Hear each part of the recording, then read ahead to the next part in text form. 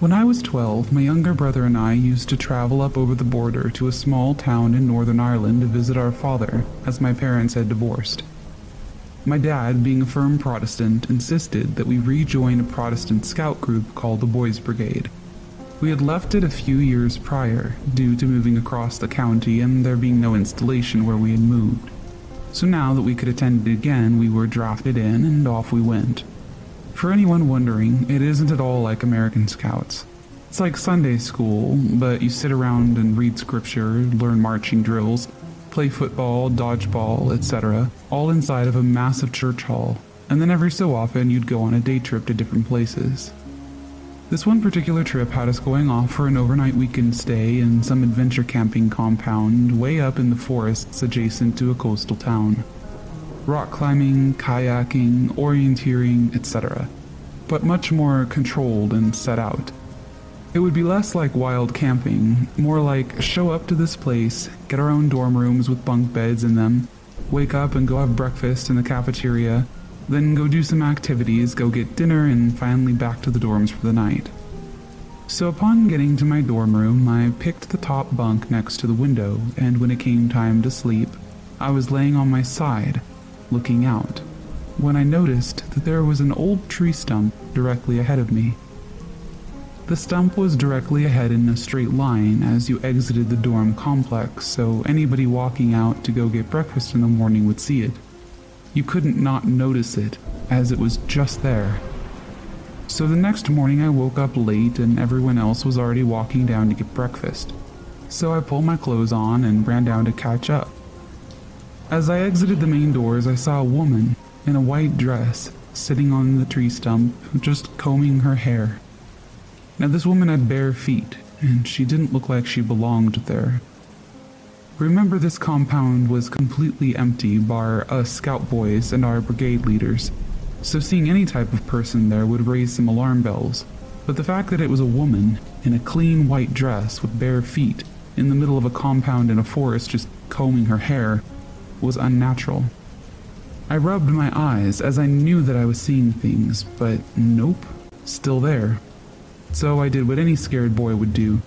I ran the hell out of there back up to my dorm room and nervously looked out the window to see that she was now gone. I waited until a brigade leader came up to tell me to get out to breakfast, and I told him what I saw. He didn't buy it for a second and ushered me out the door. The next day we went home, but it has stuck with me all these years. Supernatural or not, it wasn't normal, and it still gives me shivers thinking about it.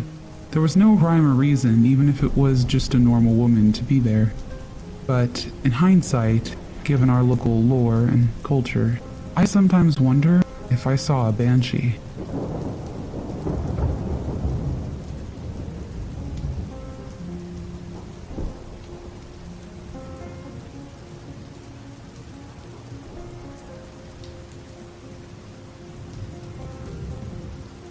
This happened early, around 5 or 6 in the morning, and I was fast asleep.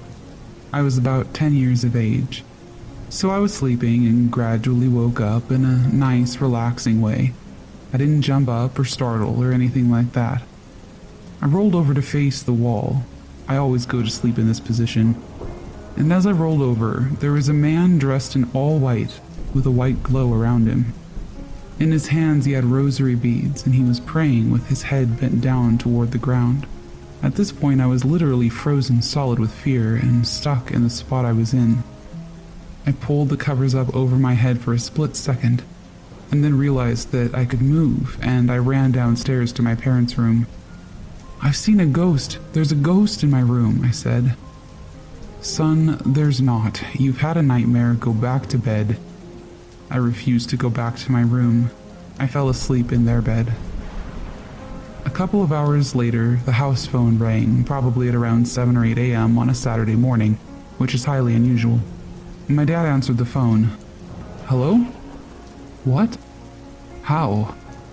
Right, okay, I'm up. I'll be over as soon as I can." "Is everything okay?" my mom asked.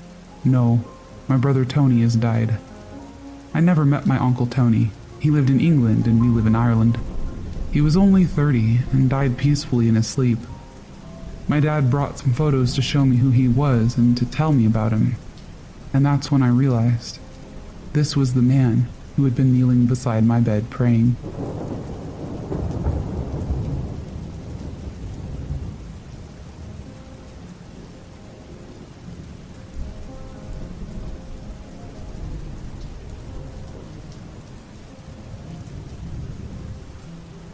My grandmother is one of those people who seems to just be naturally susceptible to paranormal activity. She's in her late 70s and has numerous stories about all sorts of spooky and unexplainable encounters she's had throughout her life. She used to keep me entertained for hours, with me getting her to constantly tell and retell her stories again and again. It's the way she tells them, I think, that really invokes a sense of fear. Hopefully, I can do her justice with my recounts, as she's not quite up to speed on Reddit. The house she grew up in throughout the 50s was haunted, undoubtedly. We'll start with the time that she was walking home from school as a 10-year-old girl. She grew up in Belfast, Northern Ireland, in a typical city-style terraced house, maybe 50 houses joined together on a long, narrow street. There was no one immediately around her as she walked home from school one brisk January afternoon, except for one gentleman walking maybe 20 yards in front of her. He was wearing a long black overcoat with a bowler hat, not something that would raise any eyebrows at the time.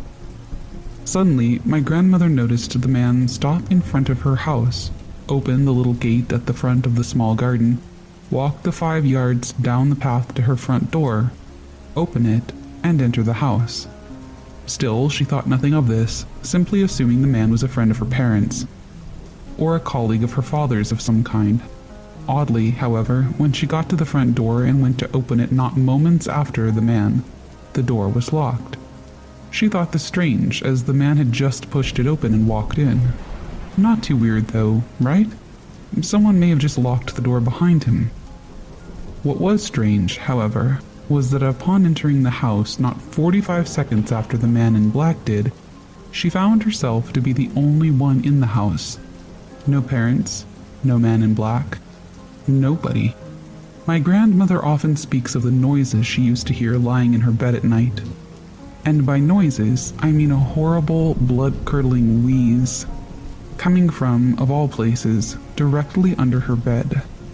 She described it as the long, drawn-out breaths that you would imagine coming from a 90-year-old 40-a-day smoker on their deathbed. This would happen night after night after night.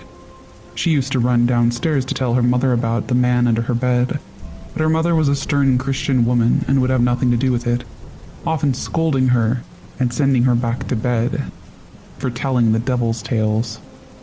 She explains how she used to just cover her head with blankets and pray for the wheeze to stop, crying herself to sleep most nights. The last story that I'll mention for now again takes place in the same house. My great-grandfather was a policeman and often worked in a regular shift pattern. The house had a small hallway upon entering the front door, around 5 by 5 foot, just large enough for a coat rack and the stairs to begin. Immediately to your right when entering the front door was the living room. Most evenings after dinner, my grandmother would sit in the living room and listen to the radio with her sister while her mother knitted or sewed. Rather regularly, they would hear the front door unlock, open and close, the hall light switch flick on, and the rustle and knock of a coat being removed and thrown on the coat rack. My great-grandmother would say, "Oh, that must be your father home," or something of the sort, before going to greet him in the hallway. On numerous occasions, though, they wouldn't be able to find him immediately and they would assume that he'd gone upstairs. They would go upstairs to welcome him home, but to no avail. There would also be no coat on the rack. And then, 15 or 20 minutes later, her father would arrive home. It just so happens that my grandmother found out years after moving out of that house that a single man had lived there alone for years and died in the very room that she slept in as a child. Apparently, he had some kind of respiratory condition.